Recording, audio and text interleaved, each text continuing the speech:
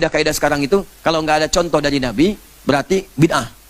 Yang nggak ada contohnya bid'ah. Dari mana Anda belajar kaidah itu? Apa semua yang nggak ada contoh itu bid'ah? Tidak. Nanti ada ukuran dalil.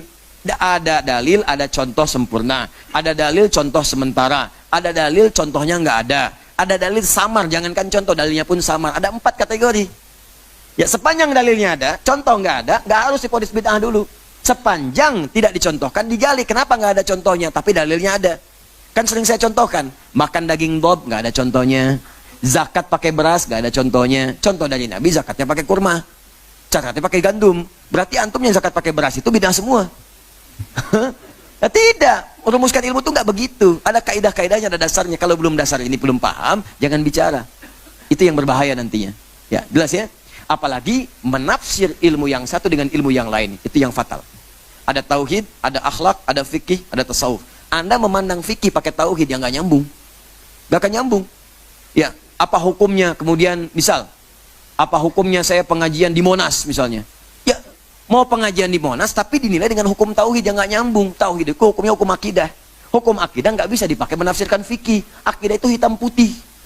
Hitam putih, nggak ada abu-abunya. Kalau fikih itu pilihan. Ya, tarihil ahkamul khamsah. Pilihannya pasti satu di antara 5. Bisa halal mubah, bisa tadi ke kiri makruh, kiri lagi kemudian haram, ke kanan sunnah, kemudian langsung menjadi wajib. Ya, bisa sunnah, bisa wajib, tengah-tengahnya mubah. Ke kirinya bisa makruh, bisa haram. Kapan itu menjadi mubah, makruh atau haram? Kapan kemudian jadi naik jadi sunnah? Kapan naik jadi wajib? Tergantung pada kondisi hukum yang menyebabkan itu dihukumi demikian. Disebut dengan ilat namanya. Jadi kalau belum paham ilatnya nggak bisa. Makanya tauhid diajarkan sebelum hijrah. Ya, fikih diajarkan setelah hijrah. Karena ketika hijrah sudah dekat dengan Allah, diajarkanlah fikih. Makanya kalau ada orang yang menghukumi dengan tauhid, belajarnya tauhid, menghukumi masalah fikih, pasti orang itu belum hijrah.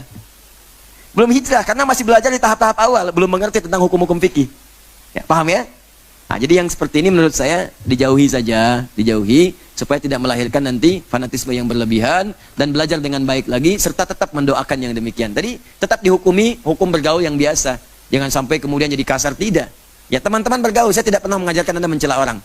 Walaupun ada yang mencela saya, nggak apa-apa, mungkin belum tahu. Saya aja memaafkan, kenapa Anda mesti ribut? Saya memaafkan, kenapa Anda mesti ribut? Allah dicela. Ya innallaha thalithu tsalatsa. Orang kafir mengatakan Allah ada 3, itu kan celaan kepada Allah. Malaikat dicela, Rasul dicela, orang soleh dicela, sahabat dicela, tabi'in dicela. Anda Tuhan bukan, malaikat bukan, Rasul bukan, Nabi bukan. Ya kan? Sahabat bukan, tabi'in bukan. Terus gak mau dicela. Itu mustahil, mustahil. Jadi nggak apa-apa ya, walaupun ada yang mencela kita tetap bergaul dengan biasa-biasa. Kalau nggak sepakat, nggak apa-apa. Kan tidak harus sepakat semuanya. Tapi jangan sampai